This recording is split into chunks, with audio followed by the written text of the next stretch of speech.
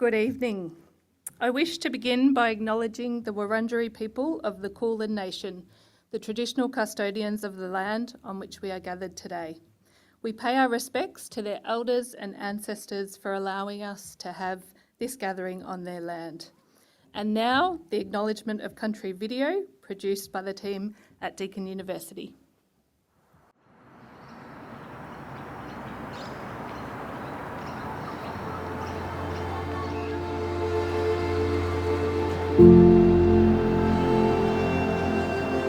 Deakin University would like to acknowledge the traditional custodians of all the unceded lands, skies, and waterways on which our students and staff come together.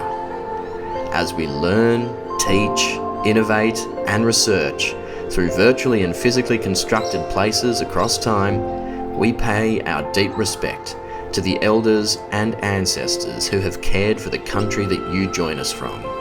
An ancient place where education, innovation, and knowledge transfer have taken place for many thousands of years.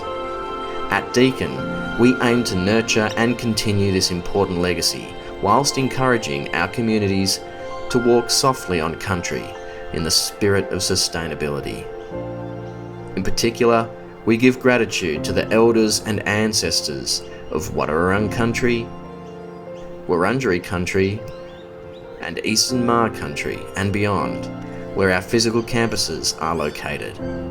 Their contributions to our learning communities and environments are rich and highly valued. Deakin is committed to embedding Indigenous knowledges and perspectives in all disciplines that we teach, as well as advancing the self-determined interests of Aboriginal and Torres Strait Islander peoples, including treaty and truth-telling. As you move around our physical and virtual environments, take a moment to consider, appreciate, and listen deeply to the country beneath your feet. I would also like to welcome tonight our 2022 Brookes Oration speaker, Mr. Andy Penn, members of the Deakin family in attendance with us this evening, John H.H. Brookes and Virginia Brookes, Andrew and Robina Brookes, Deakin staff, students, donors, alumni, supporters and friends. And of course, a very warm welcome to all of you who are here in person and to all those who are live streaming as well. It's wonderful to be in a room in person holding this event after last year's hiatus. The annual Brookes Oration was established in 2006 by the Deakin Business School to encourage thoughtful debate on the contributions of corporate Australia in the global community. It honours the significant contribution of Sir Wilfred Brookes, grandson of Alfred Deakin, the second Prime Minister of Australia, and of course after whom Deakin University is named. Sir Wilfred continued the family's association with the university as chairman of the Deakin University Foundation. In 1981, Sir Wilfred honoured us by giving an address to the first MBA class. Each year, Deakin's top 2 MBA graduates are presented with the Brookes Medal. This evening, I encourage all guests to tweet using the official hashtag Brookes Oration. It is now my pleasure to introduce and welcome Deakin University's Vice-Chancellor, Professor Iain Martin, to the stage.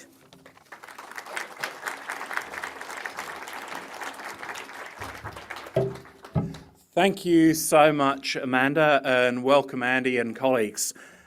I'm going to want to reiterate my gratitude to the Brookes family, who have provided an ongoing link between the Deakin family and the university for a very long time and have made very special contributions to many of us in this room, have made very many of us feel welcome and part of that wider Deakin community.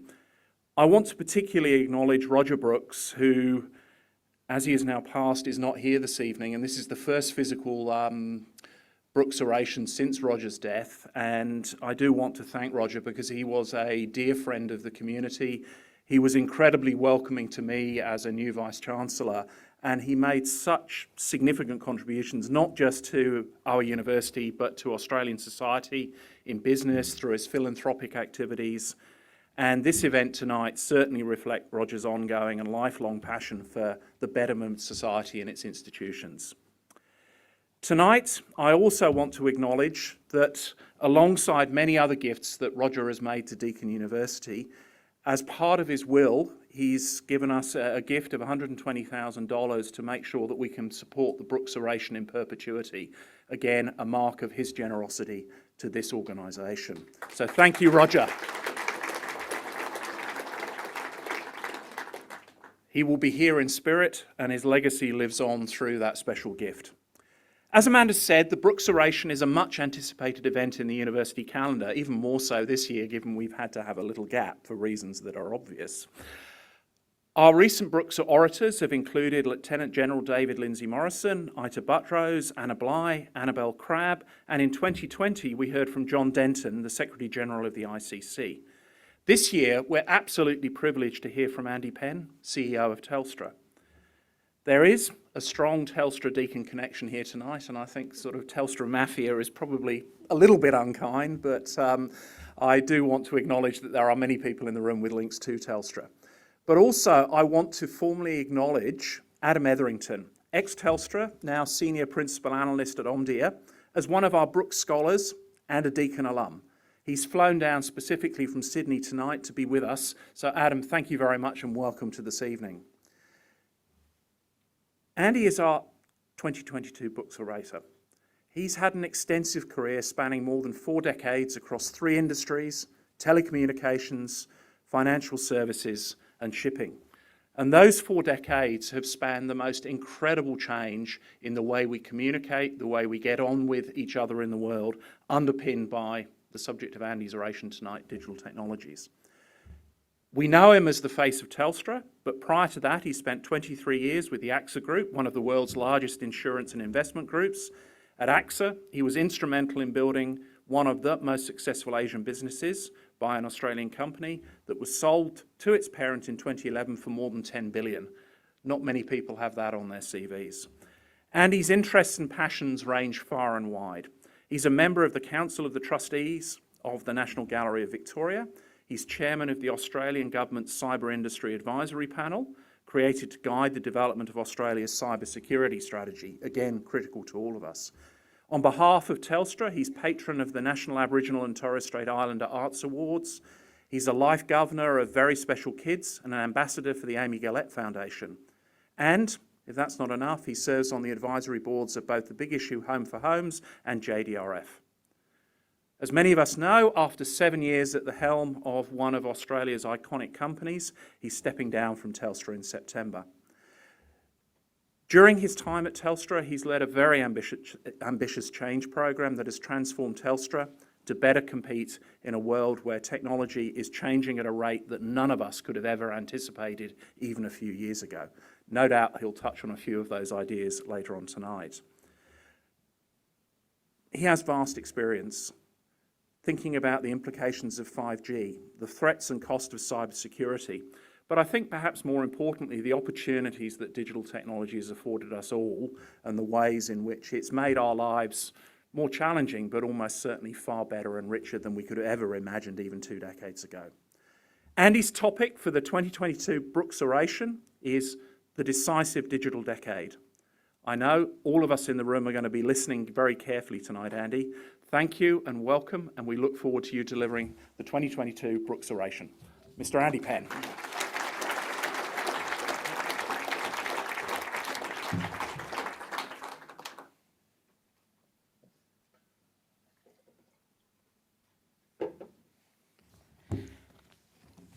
Well, thank you very much, Vice-Chancellor, for those very kind words, and thank you also for the opportunity. Thank you also, Professor Pyman, and thank you for that lovely welcome to country, and I'd like to pay my respect to the First Nations people on the land in which we meet this evening, their elders past, present and emerging. And I'm delighted, I was saying to Andrew Brookes actually earlier, delighted I'll be travelling to Darwin tomorrow and then ultimately to Garma, where I'm very optimistic that we will see, the Prime Minister will be visiting, and we will see another step forward in the important reconciliation with First Nations people. So I'm looking forward to that as well. Can I also acknowledge my dear colleague and part of the Telstra mafia, the Chancellor of Deakin University and also pay my respects to the Brookes family as well. It's a great opportunity to make this oration this evening.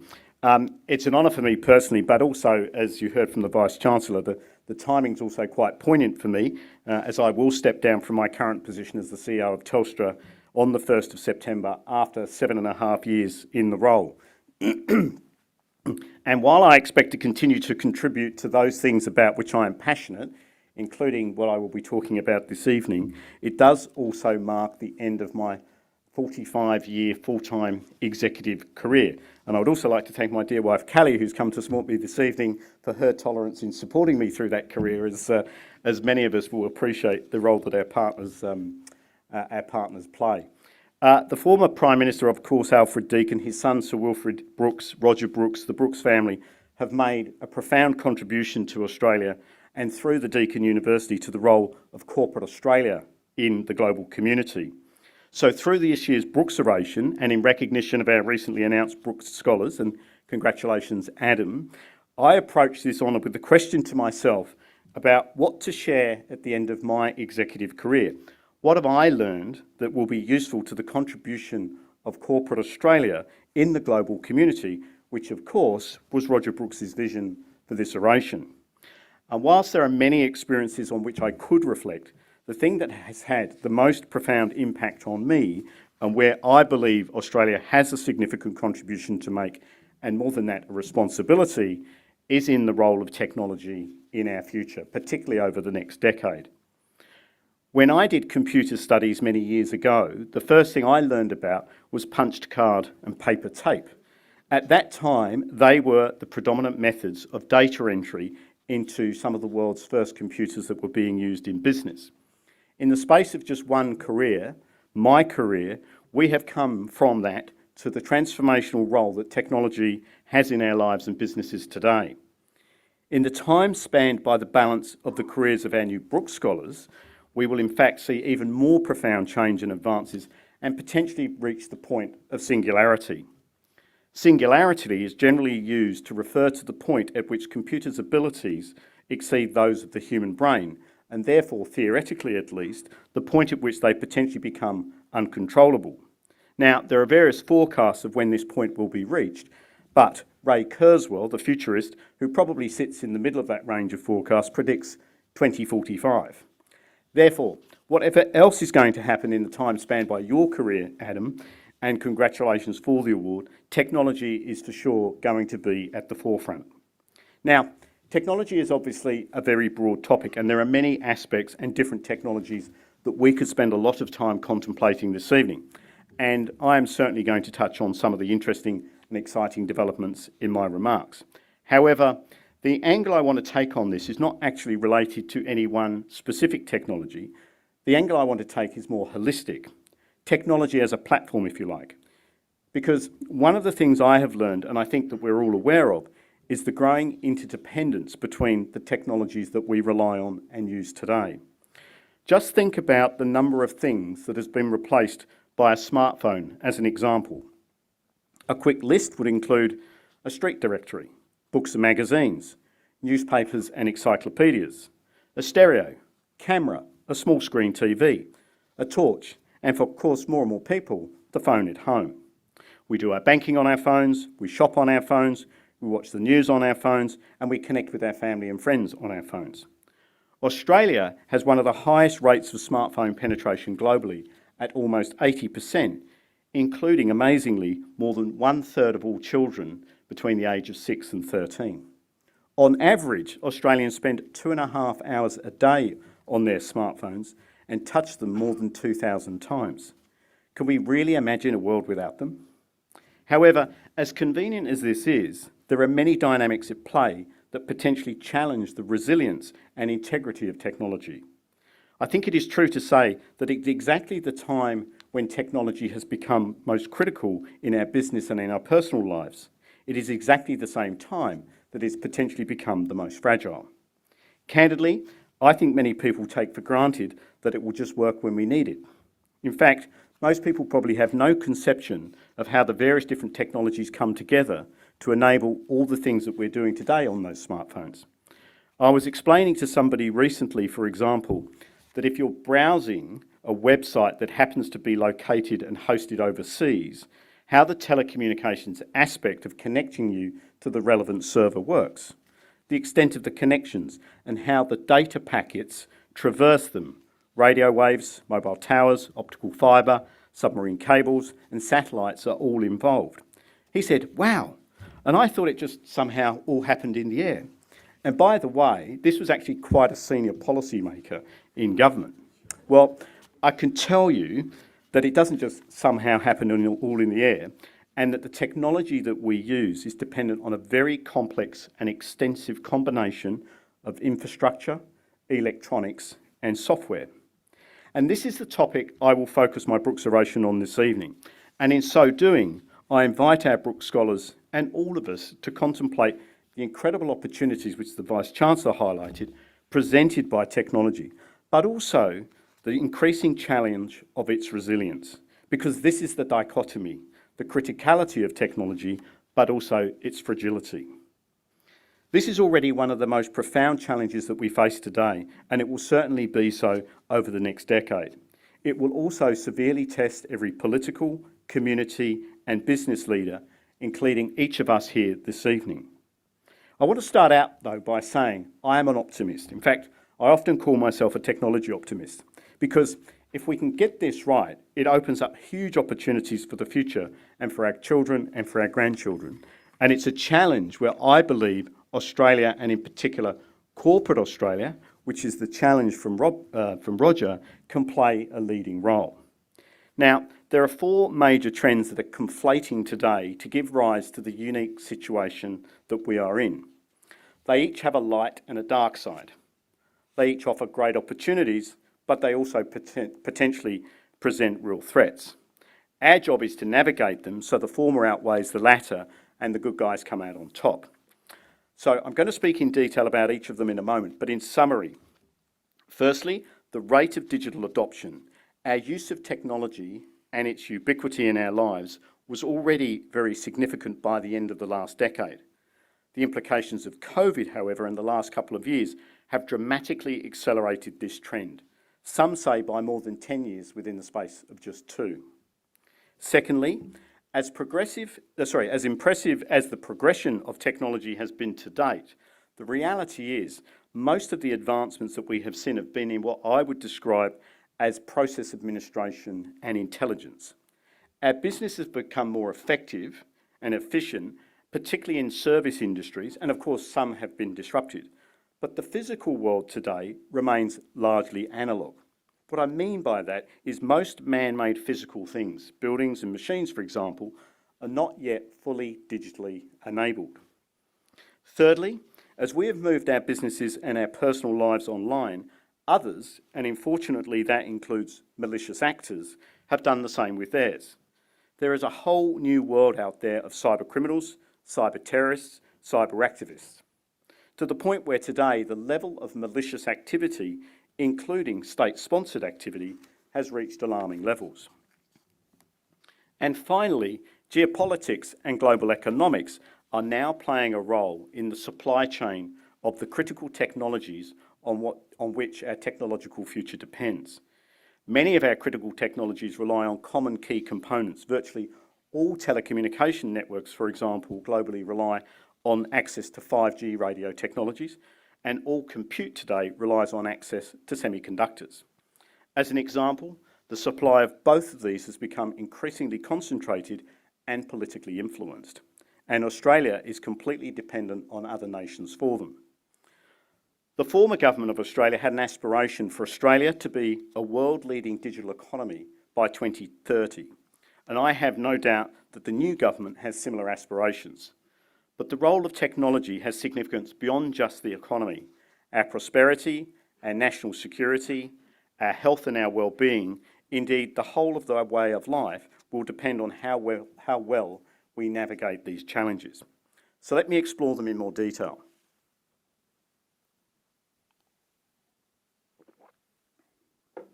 Firstly, the rate of digital adoption.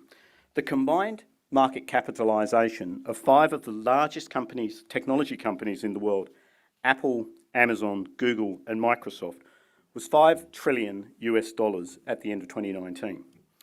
That was before we headed into COVID, reflecting 2 decades of significant advancements in technology since the turn of this century. By the end of 2019, doing things digitally had already become pervasive in our lives. Online banking, reservations, and other everyday activities. Uber, Airbnb, and Netflix had all become household names, transforming the way we experience many services. In our businesses, our products and services were increasingly online, and business operations were being digitised with huge productivity benefits. In fact, at Telstra, we'd already seen the rate of digital adoption accelerating before COVID. We knew as a company we had to transform to radically disrupt ourselves if we were to embrace this future. We knew we had to respond boldly to the reality of the huge impact that the role of the national broadband network would have on Telstra. We know we had to fundamentally transform and radically simplify and digitise Telstra to remove many of the things that our customers used to hate. We knew this when we launched what we called our T22 transformation program in May of 2018 and embarked on a very extensive and large, ambitious transformation program. The strategy leveraged many of the significant capabilities we had already built through a strategic investment of more than $3 billion to create the networks of the future and to digitise the business. 4 years on, T22 has been a clear success. We famously reduced the number of products and services for our consumer customers from 1,800 to 20. Our 5G network is the largest and fastest in the country, covering 80% of the population and amongst the very best globally. We spent $1.7 billion completely transforming and modernising our digital systems. We reduced our direct headcount by 8,000, but simultaneously recruited 1,500 new hires in software engineering, data analytics, cybersecurity, and artificial intelligence. Our investments in innovation and technology, in digitisation and networks, in improving our customer experience and ways of working, and our approach to capital management mean that today Telstra is a simpler, more agile, a more customer-focused, and most importantly, more digitally enabled business than it has ever been before. And most importantly, we also look to the future with a strong growth trajectory, with an ambition to deliver high teens annual average EPS growth out to 2025. Of course, COVID has provided a huge accelerant to the rate of digital adoption because of the forced transition to working and studying from home. One of the things that struck me, though, was just how quickly we did adopt doing things online during COVID. And it brought me to the realisation that in most cases it had not actually been the technology that had been holding us back. In fact, if the issue had been the technology that was holding us back, we wouldn't have been able to adopt it as quickly and as extensively as we actually did. For example, Telstra's health business offers an online telehealth platform. Basically, it's a platform that enables you to have a medical consultation via a video rather than visiting a medical centre. The platform had been placed for years, but we had struggled to get take-up. Then COVID struck and we saw a 10-fold increase in a matter of weeks. The thing that made the difference, though, was that prior to COVID, a virtual consult was not on the medical benefit schedule. In other words, you couldn't bulk bill or get a Medicare rebate if you visited a doctor online, where you could if you visited their medical centre. And that was the release valve to virtual consults when it was added to the medical benefit schedule at the beginning of COVID. Other signs of accelerating digital adoption include in e-commerce, where at the height of the lockdown in the late 2020, Australia broke online shopping records. That Christmas, 5.5 million Australian households ordered goods over the internet, the highest ever. In Victoria and South Australia, the growth of online sales was in the order of 64% compared to the year before. Perhaps most tellingly, though, of all Australian households ordering online, 41% are completely new customers. If you are a retail business today without an e-commerce platform, it is unfortunately unlikely that you will survive into the future. It's of course the same story in other sectors. Infrastructure Australia reported that in 2021, 9 out of 10 Australian companies adopted new technology during the pandemic, including collaboration tools and cybersecurity. Government services have also shifted dramatically online. According to Deloitte's survey recently, 75% of interactions with government agencies now take place online. This is up from just 40% pre-COVID. Services Australia, the department of government responsible for Medicare and Centrelink payments, also took on responsibility for all COVID-related payments and support packages, JobKeeper, JobSeeker, pandemic leave and crisis health payments, and many others. They all had to be accessed digitally. If you were not online when COVID struck, it became very difficult to function very quickly. Telstra, like many other businesses, shifted to working from home in the overwhelming majority of our operations, both domestically and internationally. In fact, I vividly recall the decision that we made during a 2-hour management meeting on a Friday in early March 2020. It started with an exploration of how we might trial different ways in different parts of the organisation working from home at different times over the course of the next few weeks. But by the end of the discussion, we'd come to the conclusion and the decision to migrate the whole of the organisation and 25,000 people on Friday evening and over the course of the weekend to working from home by Monday. And like many, that is what we did. Since then, across the company, we have had more than 200 million Microsoft Teams meetings. And even today, the number of meetings that we hold virtually is 10 times greater than that which we did pre-COVID. In fact, today, 90% of our call centre staff work from home, and you may have also noticed they also all work from Australia. The incredible rate of digital adoption meant that within 18 months of COVID impacting our lives, the valuations of Apple, Amazon, Facebook, Google and Microsoft that I mentioned earlier, with an 18-month period, had more than doubled to in excess of $10 trillion US. That is more than the collective value of every single listed company on the Australian Stock Exchange. Now, obviously, those valuations have come off a little bit since, with recent falls in global equity markets, but they still remain up more than 50% on pre-COVID levels. So there is no question that digital adoption has gone to a whole new level and we're not going back. And this coincides with an inflection point where we are seeing several important technologies reaching maturity, and where taken together, we are on the cusp of yet another leap forward in technology innovation. Now, some call it the fourth industrial revolution, but it's the second major trend in my talk this evening. 5G telecommunications technology, cloud and edge computing, artificial intelligence and machine learning. Standalone, any one of these technologies is a game changer, but put them together and the world would never be the same again. The other change is in the sky above us, where a constellation of new low orbital satellites, or LEOsats, are being launched. LEOsats orbit the Earth at their altitude above the Earth's surface at anywhere between 250 and 2,000 kilometres.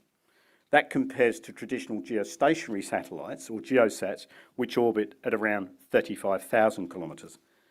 The advantage is obvious of this closer proximity because of the significantly reduced latency, or in other words, the time lapse to get the signal to and from the satellite. The disadvantage is you need a lot more of them to achieve global coverage. In 2015, there were a little over 1,000 satellites in orbit across the world. By the beginning of this year, that number had increased to 12,500, and Starlink alone, which is Elon Musk's space company, has just filed with regulators to launch another 30,000 as part of his Generation 2 constellation. Many players in the technology sector are busy painting visions of a new artificial and virtual reality world, a metaverse that is both broader and experientially deeper than we've ever seen before. Facebook's rebranding to Meta is not just a name change, it's about a concept. It's about a belief of our future digital world. Now, these various competing visions around this virtual world, such as Facebook's, will take years to come to fruition, and it will depend on hardware which is not yet available. But they are a signpost towards the direction in which we are inexorably marching. And if the metaverse is about the virtual world, automation and robotics is about digitising the physical world. Now, to digitise the physical world, you first have to infuse it with sensors. In other words, you must put digital sensors into physical things and then you connect them. This is where the real power of 5G telecommunications technology comes in, wirelessly providing the data link between physical things. LEO-sats are also going to play a role in this. Within 5 years, it is expected that there will be more than 100 billion connected things in the world.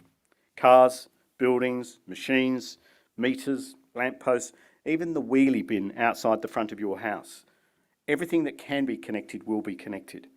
Manufacturing, agriculture, mining, logistics, there is not a single capital-intensive industry that is not planning for how it can improve through automation and robotics.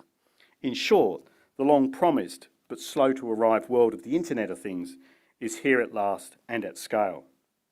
Now, to the layman, it may already feel like technology is everywhere, but the reality is very few industries are fully automated or digitised today. Most things are not connected and most data is not yet analysed. However, this is all changing. Today, a couple of internet entrepreneurs working from a garage can access as much compute power as was delivered by the world's most powerful supercomputers less than 15 years ago. And they can access it on demand just for a few dollars through the cloud. With the Internet of Things and the number of sensors and devices already connected, the volume of data that has been generated in the last 2 years is already more than that has been produced in the whole of the history of mankind. The capacity to store and process this data cheaply in the cloud is important, but the ability to analyse it and act on it is transformational. And this, of course, is where artificial intelligence comes in, which is probably the most important of all of these developments and the most controversial, and the one, as leaders, we need to take the most care. Artificial intelligence is seen by many as the next technological leap forward and is already so ubiquitous that we hardly notice it. We take for granted the virtual assistants, the search engines, the online shopping systems that offer us a personalised service. We hardly stop to think about AI quietly devouring mountains of data, increasingly powering our cities and shaping advances in medical research, manufacturing productivity and many other things. Yet, for all of the amazing things that AI can do today, this is only just the beginning. And of course, AI is not just one technology. It generally refers to a number of technologies, each of which is evolving on its own path. Deep learning algorithms, neural networks, machine learning, natural language processing, together they are enabling computers to become increasingly intelligent. Most AI today is what is referred to as applied AI or narrow AI, essentially a series of algorithms performing a single task or a small number of related tasks. For example, digital assistants. General AI, which really doesn't exist today, is what you see in the sci-fi movies. It is where machines emulate human thinking, learning conceptually and abstractly. It relates to the point I opened on about singularity, where computers become smarter than humans and therefore, theoretically at least, out of control. And while we may not be at that point yet, make no mistake, the weight of scientific opinion is that we are heading there. In the meantime, though, 2 points I would make about AI from an ethical perspective. As leaders, it is important that we take responsibility and the consequences of them. Firstly, AI is potentially a black box. A black box in the sense that its technical sophistication can lead to a situation where we do not fully understand why the software is coming up with the answers that it is. Or in other words, how the inputs are leading to the outputs. It's essential, therefore, before deploying AI, we resolve that. Second, AI is literal. It will follow the logic of the algorithms that it is fed, and it will come up with whatever answer it comes up with. It won't then apply judgment.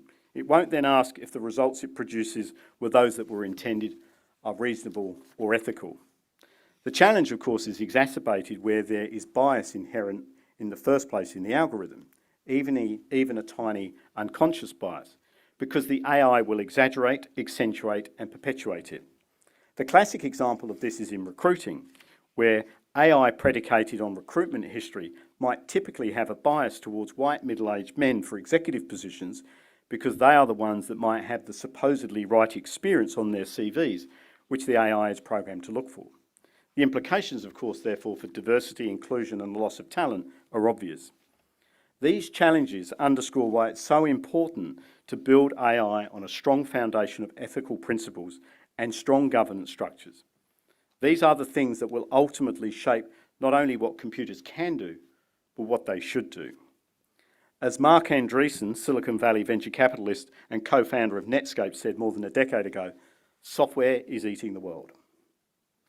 Of course, the more we digitise our world, both virtual in the metaverse or our physical world, the more we increase the size of the attack surface for those that would do us harm online. Which brings me to the third trend in my talk, cybersecurity. As we move more and more of our businesses and personal lives online, malicious actors are doing the same. Cyber criminals, cyber terrorists, cyber activists, and increasingly emboldened state actors. Our governments, our institutions, our companies, our systems, and our networks are quite literally under constant attack.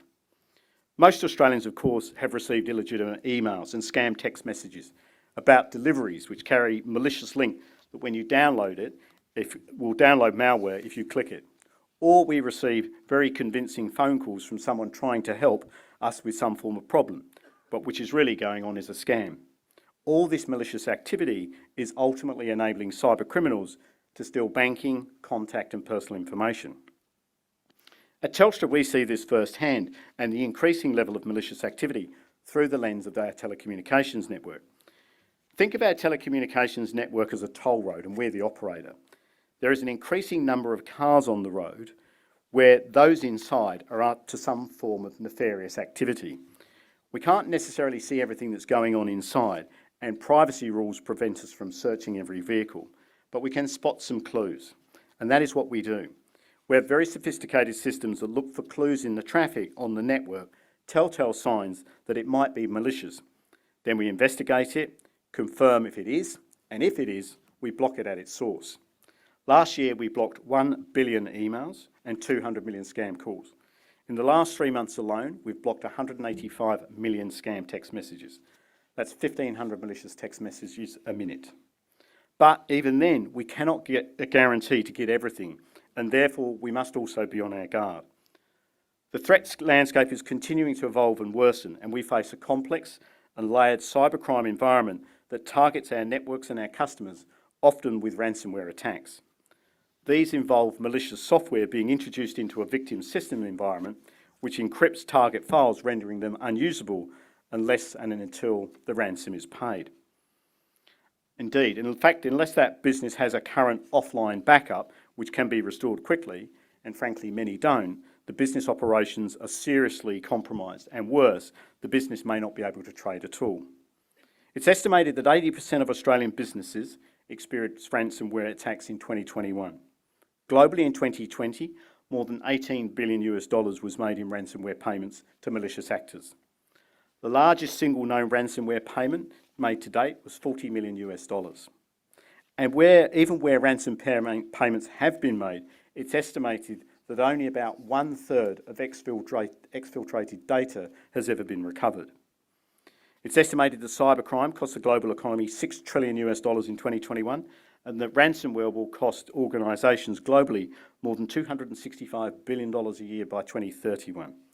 It's big business, and there are now even cybercrime as a service offerings available on the dark web for would-be cyber criminals who do not have the technical expertise to launch an attack themselves. These services provide them with all of the tools they need to launch a malicious attack for just a few $100s.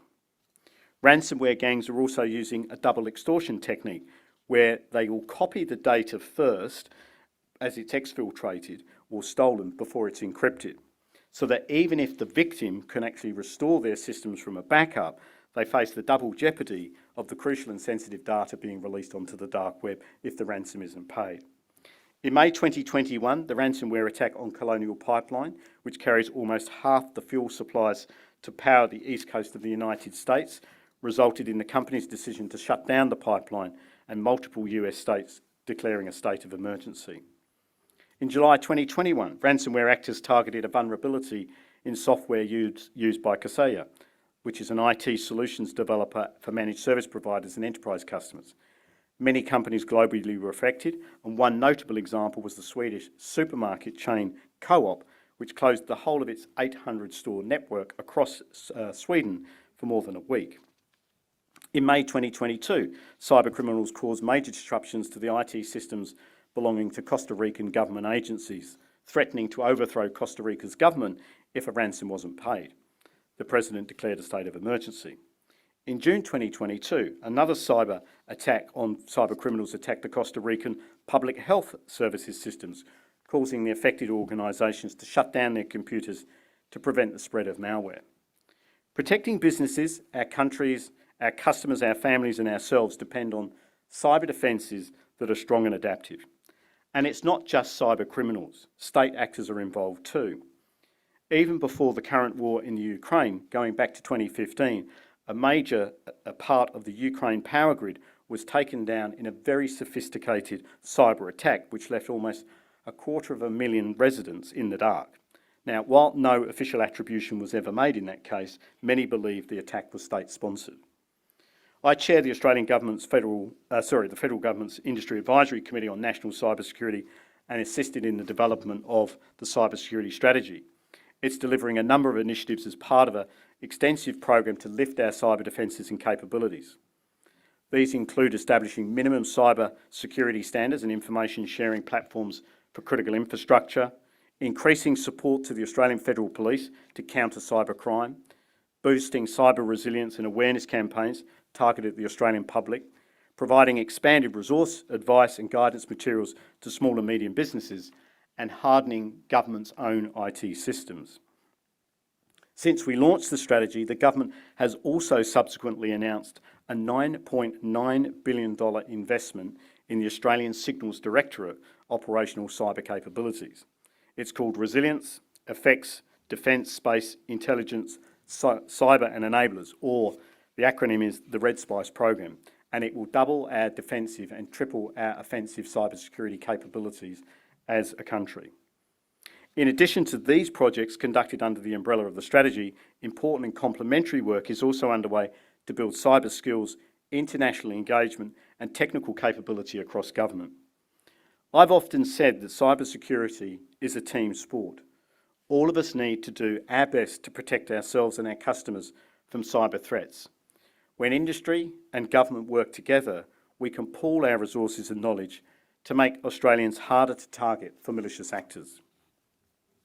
The fourth and final trend that I wanted to comment on this evening is how geopolitics and global economics are now playing a major role in the supply chain of the critical technologies on which our technological future depends. Providing a synopsis of what is happening geopolitically and economically is beyond the scope of my talk this evening, although I think we can all see just how much the world has changed in this regard over the last few years. The point I want to elaborate on, though, is how this is playing out in the supply chain of critical technologies. Critical technologies have become increasingly important focus at a political level, with many countries, including Australia, bringing access and long-term supply of critical technologies much more centrally into the policy and national security agenda. The Australian government defines critical technologies as those current and emerging technologies with the capacity to significantly enhance or pose a risk to our national interest. Also, Australia's ability to harness the opportunities created by critical technologies has significant impacts on our economic success, security and social cohesion. Ultimately, the simple point being made is that if our future is going to be defined technologically, our access to and the resilience of our technology systems is clearly of national importance. There are some 23 critical technologies in the Australian list, including technologies such as protective cybersecurity, telecommunications, quantum computing, machine learning and advanced robotics. However, I want to focus my comments on two specifically to highlight my point: 5G radio access telecommunications equipment and semiconductors. Actually, technically semiconductors are not on the list, but of course they are the key component of any technology today, including many of the critical technologies that are on the list. In a new car, for example, there can be as many as 3,000 microchips for touchscreens, engine controls, driver assistance cameras and other systems. Incidentally, Australia has no sovereign manufacturing capability of either 5G or semiconductors in any material way, so we are completely dependent on others offshore for our supply chains. Over the last 2 decades, the supply chain of both of these key technologies has become increasingly concentrated to the point where there are now less than a handful of manufacturers in the world that produce them. There are even fewer in the Western world. So as you can imagine, these technologies take decades to develop, decades of innovation, patent creation, and of course, hundreds of billions of dollars of investment. Suffice it to say, they cannot be replicated easily or quickly, and it may not surprise you to know there is a geopolitically influenced economic story to why these supply chains have become so concentrated. Any reversal of this trend, therefore, must tackle this issue. In other words, governments, including the Australian government, are going to need to be more hands-on than they have ever been in the field of technology, particularly critical technology. Issues of national security and prosperity are, of course, matters for government, and governments are the ones who are responsible for the development of policy, legislation and regulation. However, the reality is, overwhelmingly, technology innovation, technology development and the operation of technology occurs in the private sector. These two interests, therefore, must work much more closely together in the future than they have in the past. I had breakfast this morning here in Melbourne with Admiral Mike Rogers, who's the former head of the US National Security Agency, or the NSA, and the second commander of the United States Cyber Command. Mike's number one concern is exactly this: the need for government and industry to come together much more closely for the security of our technological future. A study in the US in 2019 looked at R&D trends since the Second World War and found that overall the level of investment in R&D as a percentage of GDP in the US had broadly stayed the same. However, the proportion that had been invested by government had more than halved, whilst the proportion that had been invested by the private sector or business had more than doubled. The challenge with this, of course, is that governments and businesses' interests are not always completely aligned. In the world we live today, businesses account to shareholders who are looking for economic returns, and increasingly shorter-term economic returns. As a consequence, therefore, the focus of R&D has been relatively less driven by priorities of government, including matters of national interest and security, than they have by motivations of economic return. Not surprisingly, we're starting to see the reality and the consequence of this beginning to dawn on policymakers, and the approach to policy development and investment is starting to change. For example, I think most of us are probably aware that Australia was officially the first country in the world to limit from whom we could acquire, as a telecommunications company, 5G radio access equipment. Many countries have followed suit since. Also, President Biden recently announced a $250 billion package investment for the US government that covers activities ranging from artificial intelligence to quantum computing. In the announcement, the President said, "We are in a competition to win the 21st century, and the starting gun has gone off. As other countries continue to invest," and I think we know where he's referring to, "in their own research and development, we cannot risk falling behind any further." The investment package, interestingly, included a staggering $52 billion to boost national production of semiconductors. That's more than Australia spent on the whole of the NBN. A related topic, and one, though, where I think that Australia can play a more immediate and impactful role, is in the setting of global standards. We live in a world today where we almost take for granted that we will be able to access the internet whenever we like, wherever we like, that everything will be interoperable, that when we go overseas, our mobiles and our laptops will work in different countries, that our information payment and our other systems will work seamlessly in a ubiquitous digital world. However, this of course does not happen by accident. For almost all technologies, there are global standards to ensure that all parts of the technology system are building in a way that ultimately you and I can use them interoperably. Some of us in this room can probably remember, and old enough to remember, when you had to take a different mobile phone with you to Japan or Korea because your Australian phone wouldn't work. We've come a huge way globally in achieving interoperability, but that does not mean to say that there is philosophical alignment on standards globally, and actually maintaining alignment has become increasingly challenging. I also sit on the board of the GSMA, which is the global industry body for telecommunications, and can see this firsthand in our industry. Geopolitical rivalries also threaten this even more, and there is a real risk that it could drive to a bifurcation in global standards around things like the internet, mobile phone technology and privacy standards. Two sets of global standards would mean competing interests, satellite and telecommunication networks and hardware and operating systems that do not talk to each other. The costs in every sense would be enormous, and it would put an end to globalised value chains and with all its benefits in terms of cost innovation and compatibility. This is a significant challenge for Australian policymakers and their international peers.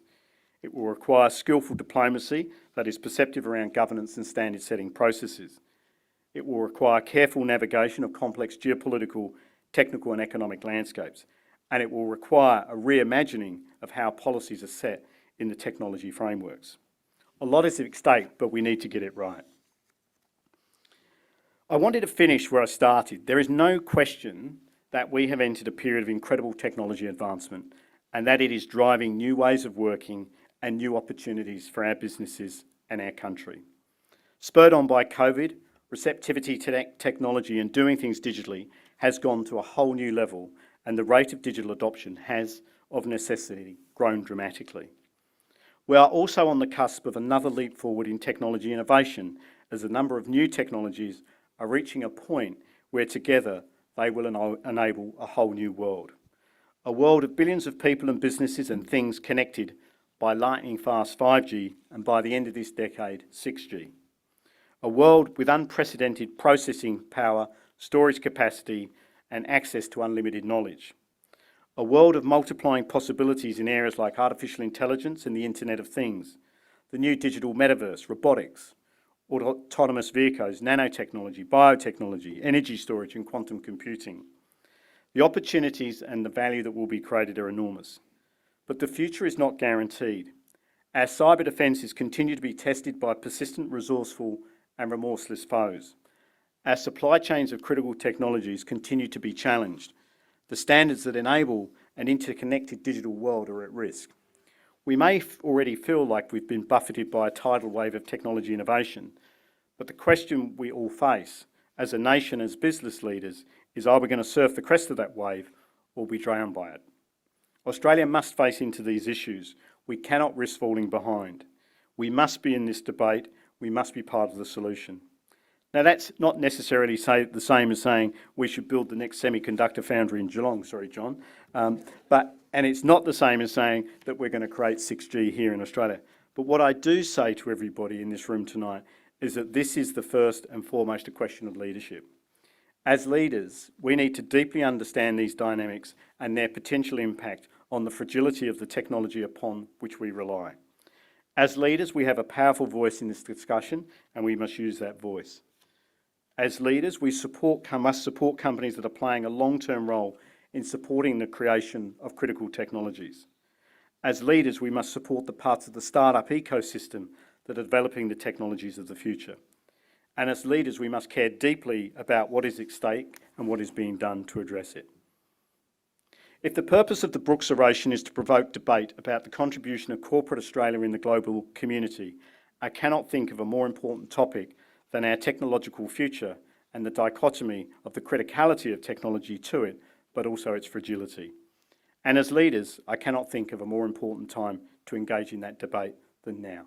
Thank you.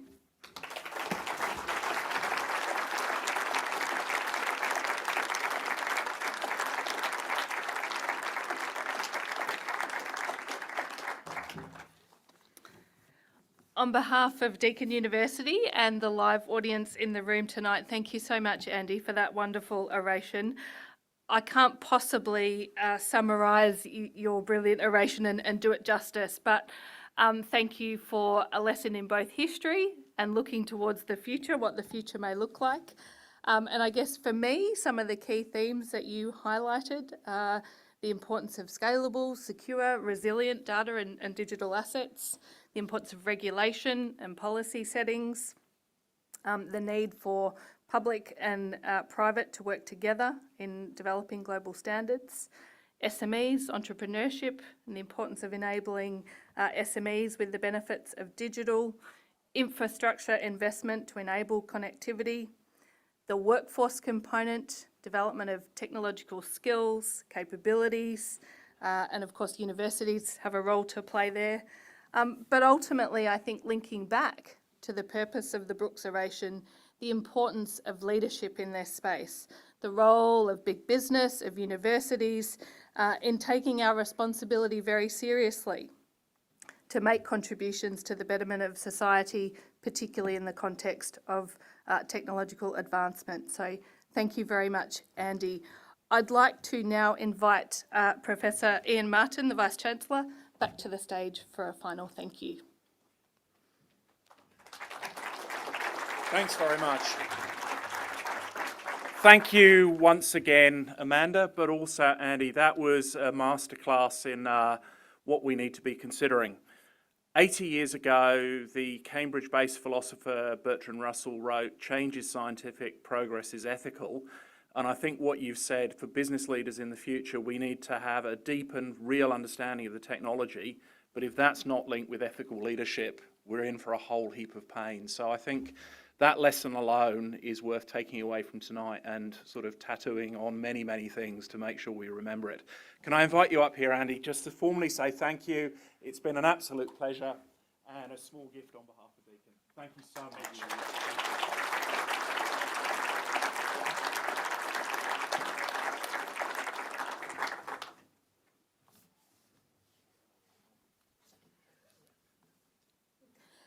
Thank you very much, Andy, once again, and to the Vice-Chancellor. The Vice-Chancellor mentioned Roger's contribution at the beginning. If you would like to find out more about leaving a lasting and impactful legacy at Deakin, like Roger, you can take out your mobile phone and scan the QR code here if you wish. For those of you who are not enamoured by the QR codes, we do have the Deakin Difference out the front, which is Deakin's annual impact report, and you may pick one of those up from the registration desk on your way out. Thank you once again for attending the 2022 Brookes Oration. It's lovely to see so many people in the room. Have a wonderful evening. Thank you.